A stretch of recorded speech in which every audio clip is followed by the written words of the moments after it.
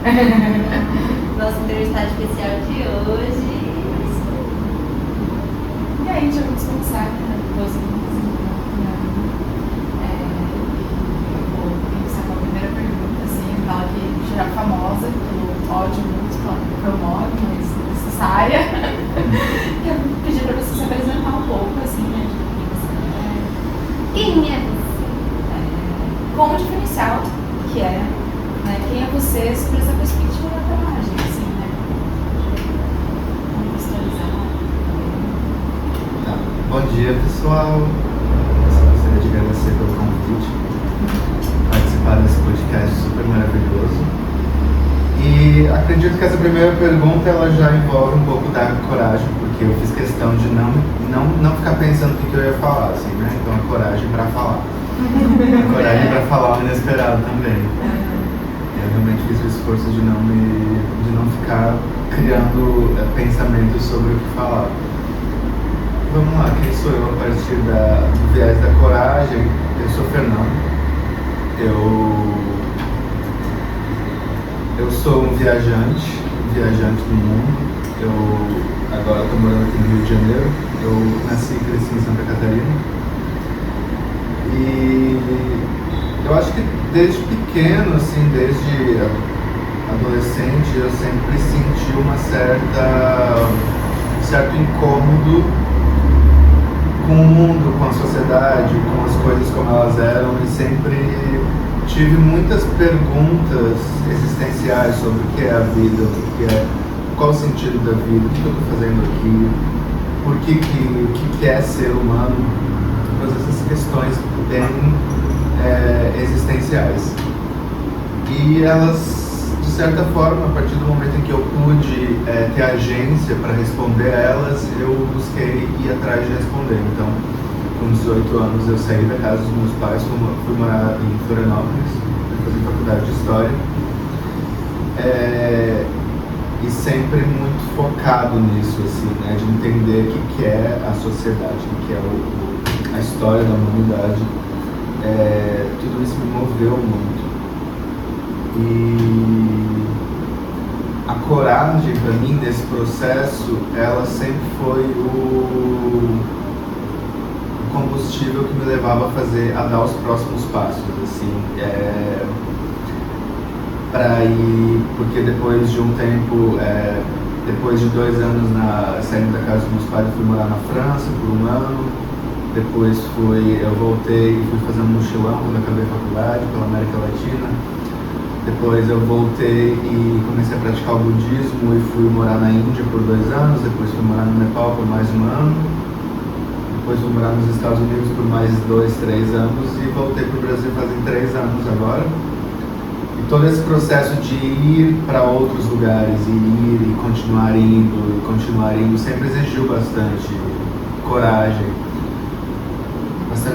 Bastante confiança no processo também, bastante confiança de que existe algo maior me levando a fazer tudo isso. E assim, eu sinto que as peças do quebra-cabeça, elas foram se apresentando para mim. E as peças elas sempre chegam com um convite. Você vai querer aceitar colocar essa peça no seu quebra-cabeça para ver qual desenho vai se compor no final, ou você não vai querer. Sempre existe essa opção. E a opção de escolher colocar essa peça no meu quebra-cabeça sempre exige o esforço de encaixar ela. E esse esforço ele exige a coragem de querer, né? Porque sempre existem os prós e o contra, assim, né? Eu acho que a coragem, nesse sentido, ela também envolve aceitar as consequências, né, daquilo que você está fazendo, aceitar que as dificuldades, aceitar os desafios que envolvem essas situações. E eu acho que a coragem tem muito a ver com isso, assim, né? Com você aceitar os desafios, aceitar os lados negativos e os positivos, porque se fosse só positivo, eu acho que não precisaria ter coragem, assim, seria só um fluxo de coisas boas acontecendo. Você não, né, eu acho que o fluxo de coisas boas acontecendo, ele também até pode colocar a gente num local de conforto, assim, né, de resignação, talvez. Então, os desafios é que trazem a coragem para enfrentar aquilo, para lidar com aquilo. E são esses desafios que depois se tornam também os benefícios ou os louros da situação que vão ajudar a compor esse quebra-cabeça. Então isso foi acontecendo comigo com muita frequência durante um período da minha vida. Agora atualmente eu estou num período de um pouco mais de pausa, porque foi um longo período que me quebrou em diversas formas. Eu acho que é isso, assim, aceitar os desafios também envolvem aceitar que você não vai sair ileso da situação e aceitar as consequências. E a vida foi me apresentando durante todos esses processos que eu falei, assim, essas fases, esses locais que eu fui morar, né? A vida sempre apresentava, olha, você está se apresentando, e nunca é muito forte, mas muitas vezes não foi algo que eu fui buscar, foi algo que se apresentou para mim e que eu aceitei. E eu acho que o aceitar o caminho também envolvia muito uma curiosidade, assim, de querer saber o que ia acontecer. Então tem a ver com isso também, assim, a curiosidade de querer saber o que vai acontecer, se vai ser bom, se não vai ser, se no final eu vou sair mais quebrado, eu vou sair bem, mas existe aquela curiosidade, assim, de querer ter a experiência. Eu acho que a ansiedade, a ânsia de querer ter a experiência acabou me fazendo, meio que quase me obrigando a tomar a decisão de aceitar. E para tomar a decisão de aceitar eu tinha que ter a coragem de aceitar as consequências também. Bom, acho que é um pouquinho disso, acho que eu fui por alguns caminhos. Você acha que na tua jornada, a gente poderia dizer que foi uma jornada de busca pela liberdade? Você chamaria assim? E qual foi o momento que você sente que foi o start para você? Esse momento da decisão, né? Porque você falou muito quando a gente... Isso é uma coisa legal que eu estou pensando, inclusive, que muitas vezes a gente fala na escuta, por exemplo, aqui no digital, eu falo, morou na França, morou na Índia, morou nos Estados Unidos, fez uma estrada em nada, né? A gente só olha só a parte do glamour, né? E a gente esquece um pouco quantas coisas a gente deixa para trás, porque toda escolha é uma escolha, né? Mas a minha pergunta dentro da tua jornada de busca de liberdade, você consegue dizer assim, qual foi o primeiro momento que você sente assim, que foi o primeiro passo? Aquela primeira reunião de energia, assim, aquela dúvida, eu vou, não vou, aqui não é, você se recorda? Qual foi esse momento, assim, dessa decisão? Ou todos os momentos foram assim? Assim, eu acho que o primeiro momento que realmente me permitiu fazer isso foi quando eu saí da casa dos meus pais. Mas pra mim nunca foi naquela época não existia uma dúvida. Só existia uma certeza. Só existia uma certeza de que eu precisava fazer aquilo. Era muito uma busca pela liberdade, sim, pela independência. Para mim era o essencial, assim, precisava experimentar a independência, precisava experimentar a minha liberdade, ser dono das minhas decisões. Então o start, posso dizer que foi aquele, mas também existe uma questão de alma, assim, sabe? Eu acho que eu, de certa forma, eu sempre fui assim, só busquei formas de ser mais assim. Porque, na verdade, também eu fui moldado um pouco assim, porque quando eu tinha 3 anos de idade, meus pais se mudaram de cidade, né?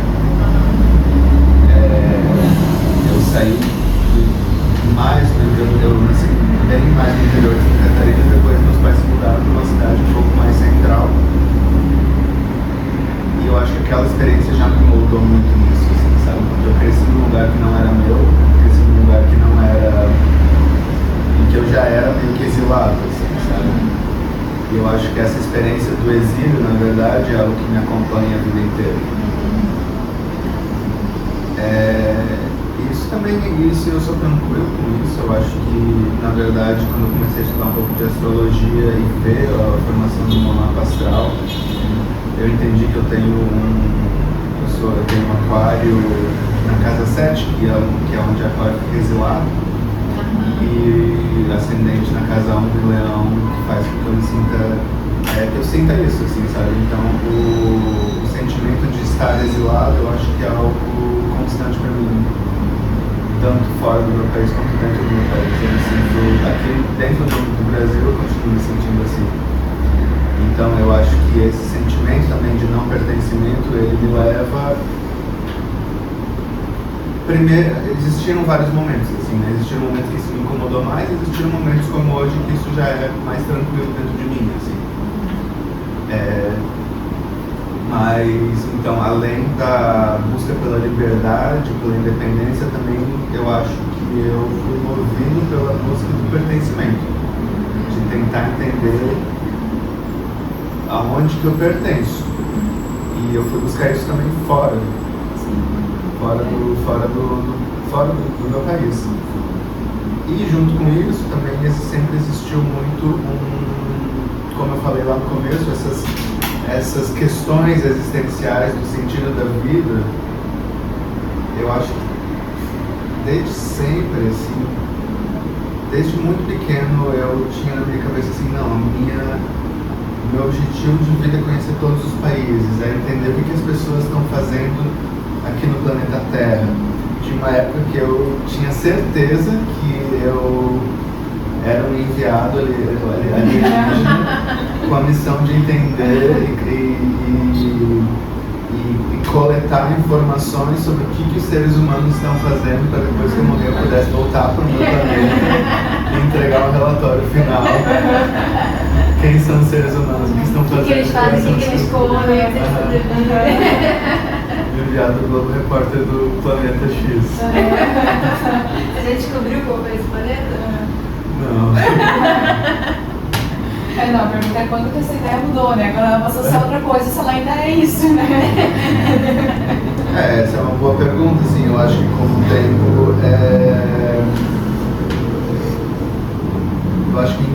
eu acho que isso foi perdendo um pouco do brilho pelas exigências da vida adulta, assim, um pouco, assim, sabe? De emprego, de ganhar dinheiro.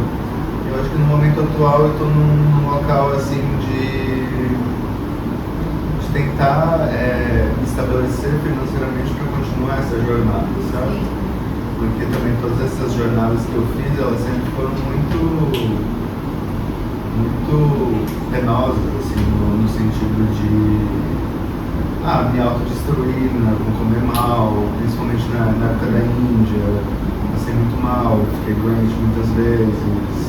Na época que eu fiz um mochilão pela América Latina também, pelo Bolívia, Peru, fui para a Amazônia e acabei passando por situações muito penosas, assim. Mas na época estava tudo bem, assim, na época eu era bem mais rico também, eu fazia macramê, dia na rua, essas coisas, assim. naquela vibração, assim, não, tô aqui fazendo um experimento social, entender o que é, o que as pessoas estão fazendo. Agora tem uma experiência bem terrena, né? Você vê aqui como enviado, precisa ter a experiência terrena real. Mas isso também faz parte do relatório. Faz parte do relatório.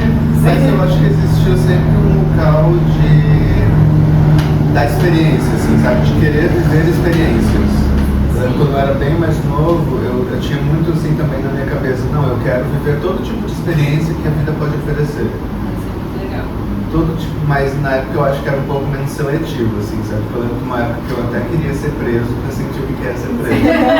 Mas com o tempo... Ele quer viver. Hoje você já dispensa essa parte. Hoje eu já dispenso. Então, com o tempo eu fiquei, não, Fernando, acho que vamos tentar ser um pouco mais seletivo e um pouco mais... Porque a gente pode viver tanto só a luz como só a sombra também. Né? Então eu acho que, pelo menos no meio termo, assim, mas eu acho que muitas situações na vida ainda me prendem, algumas situações ainda me prendem por essa idealização de querer viver a experiência, assim, sabe? Você acha que com essa jornada toda que você descreveu, acho que você já tem bastante coisa que você poderia compartilhar, assim, se você, por exemplo, fosse dar um conselho para a Fernanda do início da jornada, né, que talvez tenha sido lá com 18 anos, talvez tenha sido um pouco depois, o que você diria, ou o que você diria para uma pessoa hoje que se identifica com essa coisa buscadora, experimentadora, o que você diria, assim, para essa pessoa, para encorajar ela? Eu acho que tem muitas coisas que podem ser ditas, assim. Eu acho que, pra mim, olhando pra minha jornada, assim, olhando pra trás, eu acho que foi uma jornada que foi um tanto quanto solitária também. E autocentrada. Então, eu acho que hoje em dia eu já tento, né? Hoje em dia eu já tento focar um pouco mais nas conexões com outras pessoas, com outras realidades externas.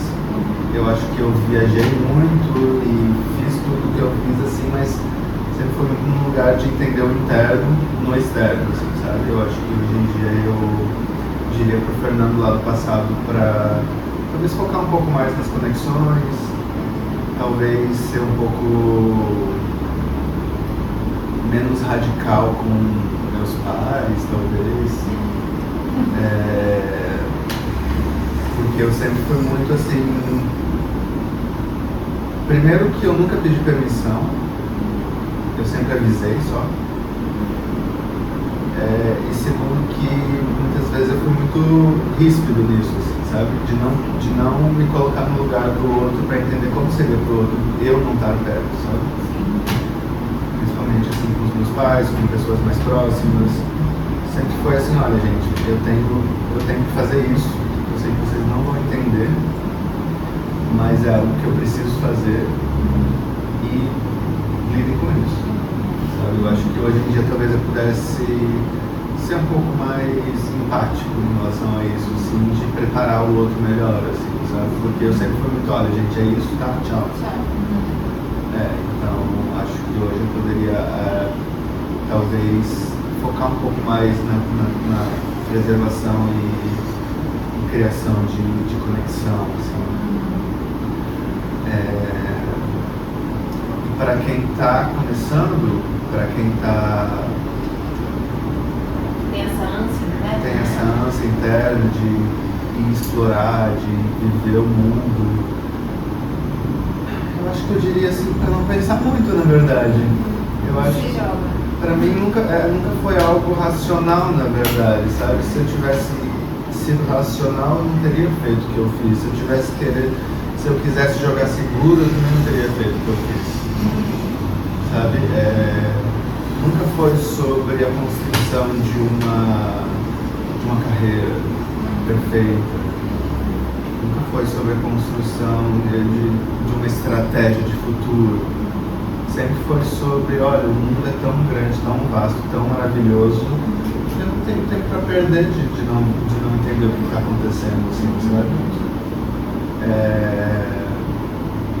Então, é isso, assim, eu acho que não tem muito o que racionalizar, porque se racionalizar demais, aí não vai dar certo. O que eu sinto, e eu continuo sentindo, eu não vou deixar de sentir, provavelmente, porque como eu falei lá no começo, é algo de uma questão de alma, assim, eu sinto, tipo, no meu peito, assim, algo como se tivesse algo me puxando, assim, o tempo inteiro. Algo me puxando para eu ir, assim, sabe? E isso gera muitas consequências, assim, né? Eu acho. Muitas angústias, sim. Porque é uma questão de entender quem eu sou e respeitar esse processo, porque muitas vezes eu queria simplesmente não ser assim. Sim. Muitas vezes eu queria só viver uma vida normal, medíocre, mediana.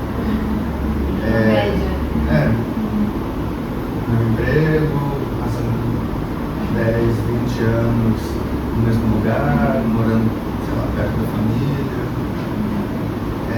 Muitas vezes eu gostaria disso, assim, sabe? Porque para fazer o que eu faço, para seguir essa jornada, muitas vezes, como eu falei um pouco antes, assim, exige o rompimento de laços, sabe? E eu já sofri bastante com o rompimento de laços em outros momentos. Quando eu fui fazer o meu mochilão pela América Latina, foi isso, assim. Eu estava terminando a faculdade e estava dentro de um relacionamento. E eu decidi, não, vou viajar. E foi há 12, 13 anos atrás, eu era muito mais imaturo. E eu decidi, não, eu vou fazer um mochilão, vou sair, vou me aventurar, vai ser maravilhoso.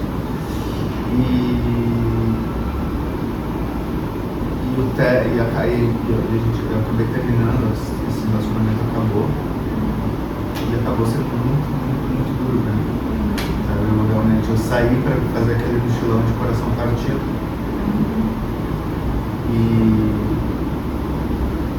E acabou que a experiência em si do mochilão, ela foi muito penosa, porque eu já estava numa descida e eu continuei descendo mais ainda, assim, sabe?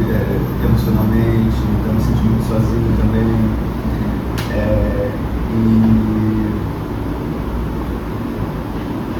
Então, óbvio que eu passei muitos anos pensando sobre isso também, sabe? E acho que até hoje em dia, assim,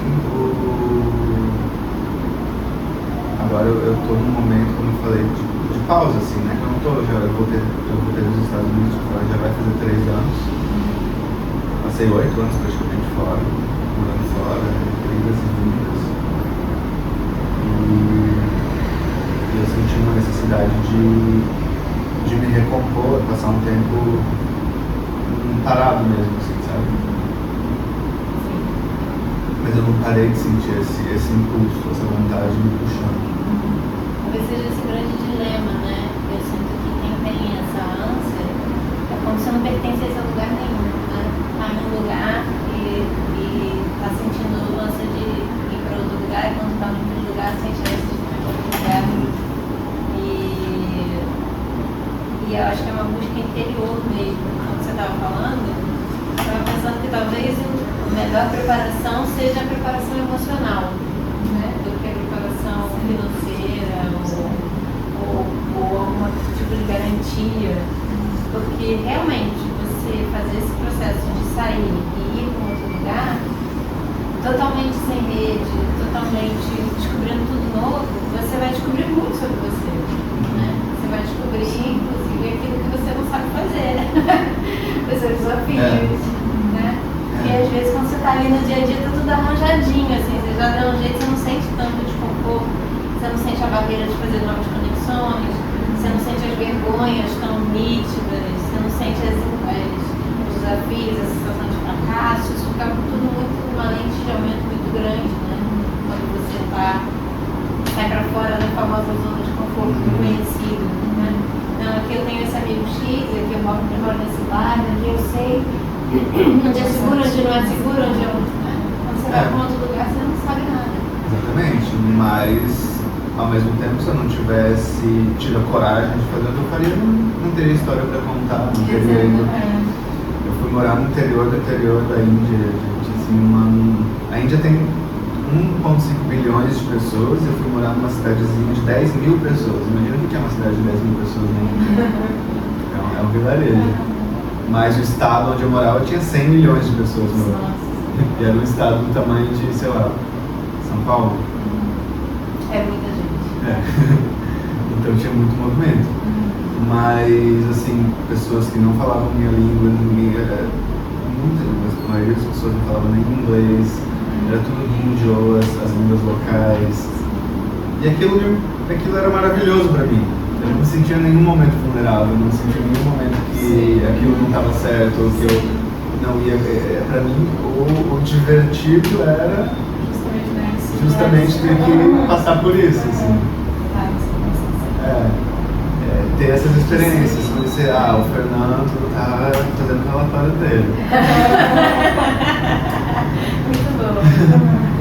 Mas, e é isso, assim, eu refleti também há algum tempo, porque eu acho que esse período de pausa tem me feito refletir também, assim, será que é um momento de criar raízes em um lugar ou de continuar expandindo? Será que já chegou o momento de parar de fazer tudo isso e me aceitar? Mas aí, ao mesmo tempo, eu percebi, assim, que os momentos em que eu mais prosperei financeiramente, inclusive, foi os momentos em que eu estava indo de um lugar para outro. Eu estava me movimentando. E o quanto que a escolha de ficar num lugar só agora e quase esse marasmo meio que tira um pouco do brilho e do entusiasmo de estar buscando a prosperidade, assim, sabe? Algo que eu estou buscando o tempo inteiro, eu estou me assentando em várias coisas, estou fazendo vários projetos, mas a sensação da liberdade ela é necessária para mim. E é isso, assim, a coragem de viver a minha verdade. Eu acho que é a coragem de viver a minha verdade. Assim. E esse baralho aí, Mariana? A gente tá escondido hoje nos baralhos. A carta surpresa. E ninguém sabe. Esse baralho é um enigma maravilhoso, um mistério. Mas aí, já pode pensar também, isso aqui é o, mentaliza. Eu vou falar de mentaliza, conselho. Na verdade é uma virtude, um viés de observação, talvez, assim, né? Mas a gente sempre tira uma carta que tem uma virtude.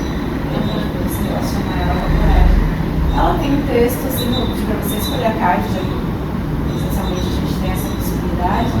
E aí você pode ler a palavra, comentar, e depois a gente vê o que está escrito na carta e ver, assim, né? E nunca fala. Coragem para generosidade. Generosidade. Não lê agora não. Primeiro fala pra gente. Como é que é coragem para generosidade na sua vida? Generosidade.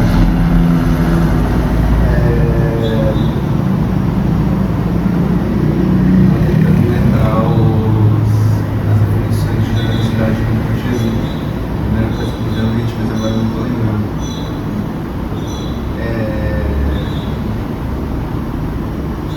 Generosidade, a coragem para generosidade tem a ver com.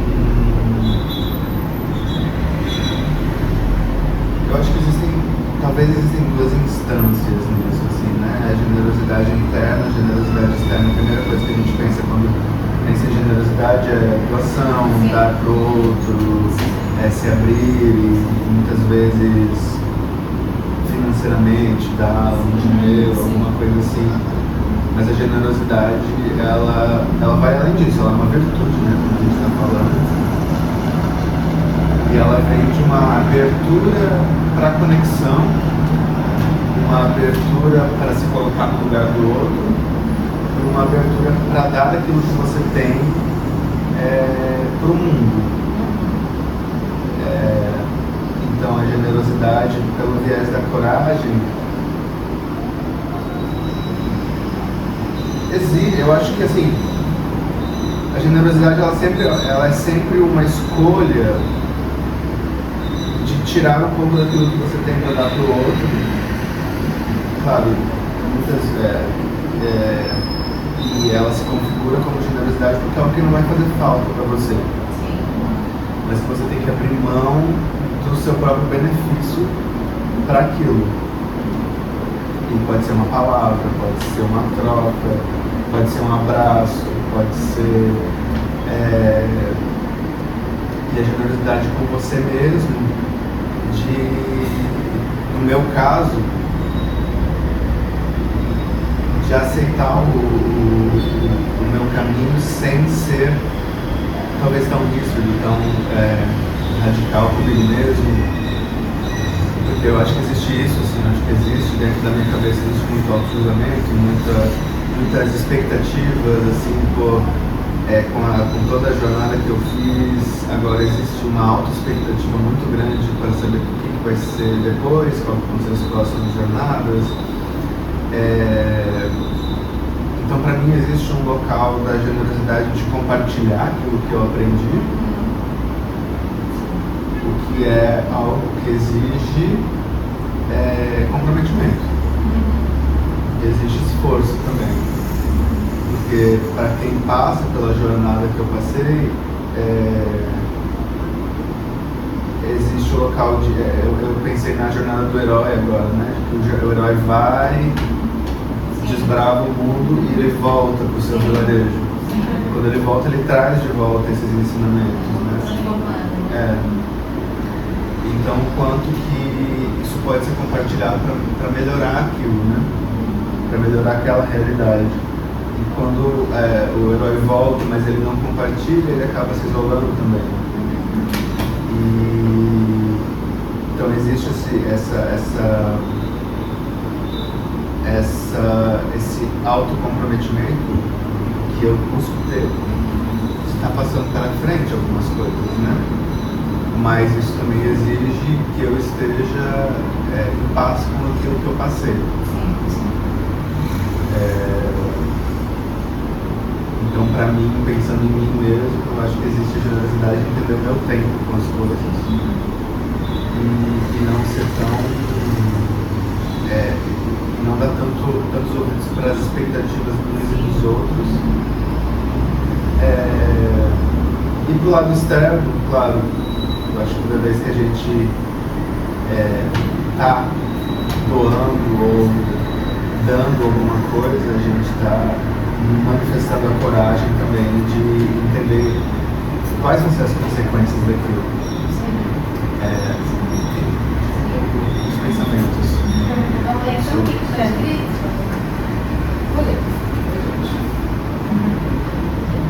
Somos parte de uma grande teia que abrange o universo. Cada pensamento, cada fala, cada gesto afeta a nós mesmos e ao todo. Interagir é agir com consciência, sabendo que tudo e todos são importantes. Viver amorosamente é viver em harmonia. É se dar e receber. Não tem muito o que você falou, né? Eu acho que a carta traz essa coisa, né? Se você é generoso com você, de certa forma você está sendo generoso com o universo. Sim. Dessa compreensão mesmo que, na verdade, que a gente acha que já falta para você, né?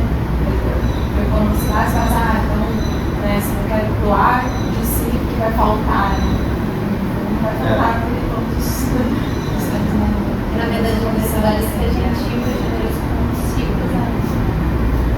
Eu acho que alguns dos ensinamentos espirituais falam assim, né, que se você fizer o esforço de se transformar e de se melhorar, você já está ajudando o mundo inteiro. Por vários motivos, assim, né? Se você se tornar uma pessoa melhor, as pessoas ao redor vão também notar e se transformar em pessoas melhores. E também existe a ideia, a perspectiva de que todos somos um, né? Todos estamos conectados à fonte primordial, e quando uma pessoa se torna um foco de luz, ela ajuda todo aquele complexo de seres do universo inteiro a melhorar. E aí, eu lembrei de algo do budismo sobre generosidade, mas agora eu estou lembrando de algo do budismo sobre o caminho do Bodhisattva, né?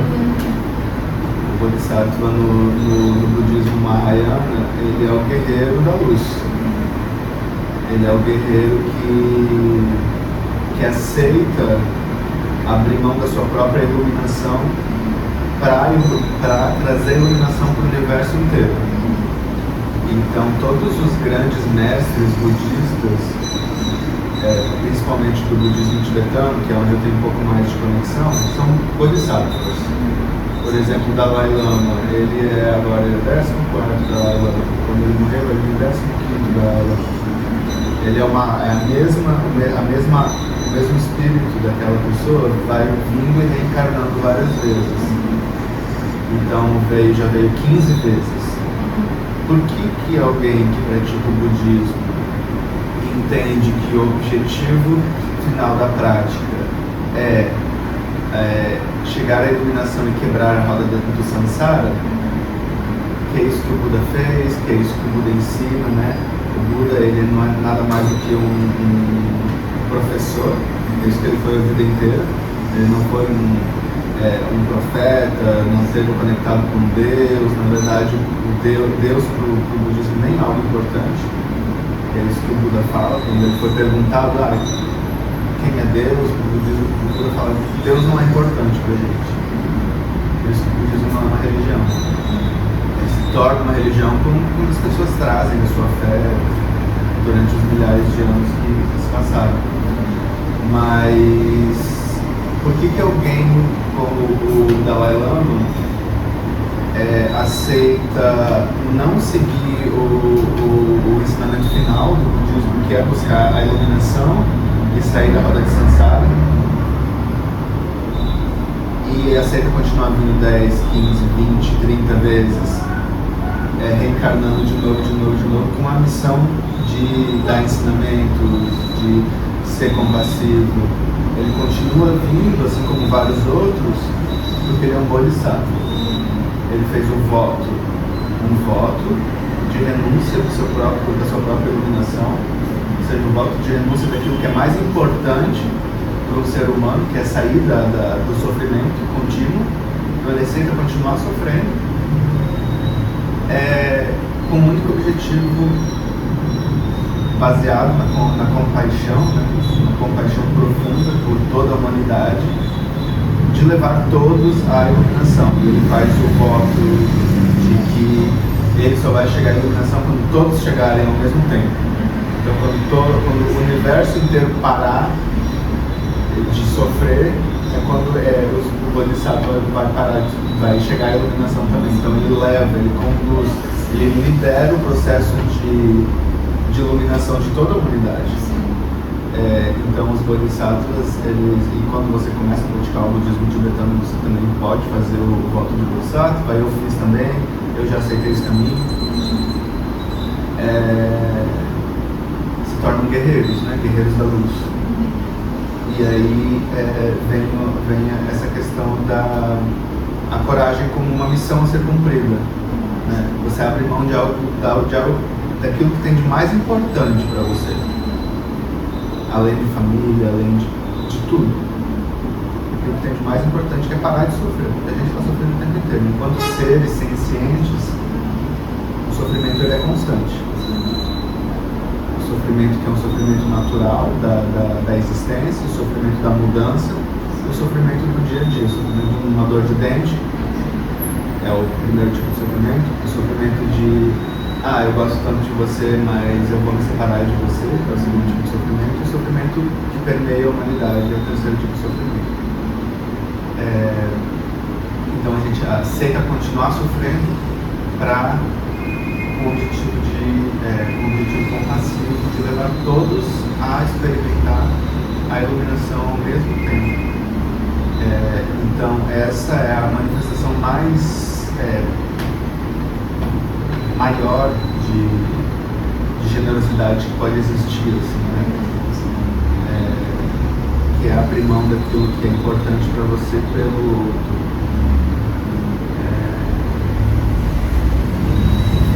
Eu acho que eu esqueci o que eu quero dizer. Eu acho que a gente chega então à última pergunta, né? Sim, e acho que assim, né? Essa última pergunta ela sempre passa muito pelo que foi dito, assim, que é como você resume a coragem, né, depois de tudo isso, assim, o que é coragem? O que é coragem, assim, se você resumir em uma frase, não é simples assim, né, acho que...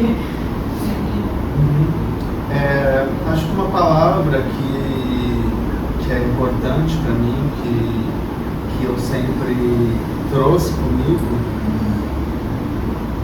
eu acho que eu sempre fui visto como uma pessoa corajosa. Acho que as pessoas, quando olham para mim, elas falam isso, assim, né? Eu acho que é algo que eu transmito. Mas para mim, além da coragem, ou em paralelo à coragem, é o destemor. Eu acho que para mim, quando eu olho para mim, quando você olha externamente, você pode me ver como uma pessoa corajosa, mas quando eu olho para mim mesmo, eu me vejo como uma pessoa destemida. Que é a falta do medo, basicamente. Eu não tenho medo das consequências, eu não tenho medo do que vai acontecer. O medo parece que ele está fora assim, da equação para mim, assim, né? Não tenho medo de ser, eu vou morar na Índia, mas daí eu não vou ter um emprego fixo, não vou prosperar, não vou ter uma conta bancária cheia de dinheiro. Claro que a prosperidade acontece de outras formas, né? Aconteceu de forma um capital imaterial muito grande que eu adquiri. Capital intelectual, enfim.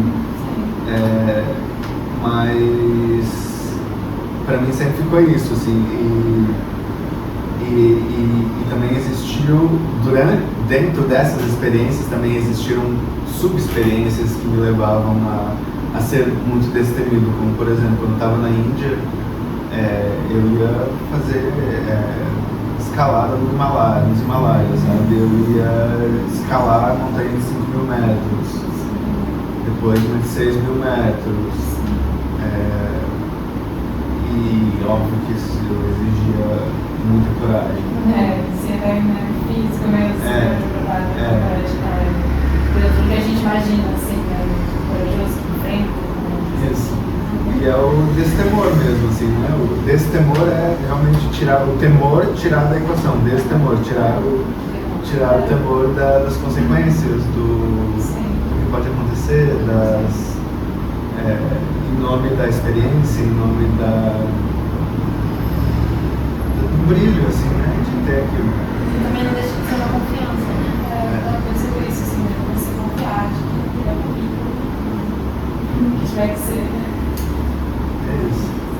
Então chegamos ao final dessa entrevista. Muito obrigada, Fernando, por Obrigado, ser gente. generoso com a gente, compartilhando a sua história, que a gente possa inspirar outras pessoas, né? Afinal de contas, esse podcast é para mostrar que todo mundo tem uma história de coragem para contar.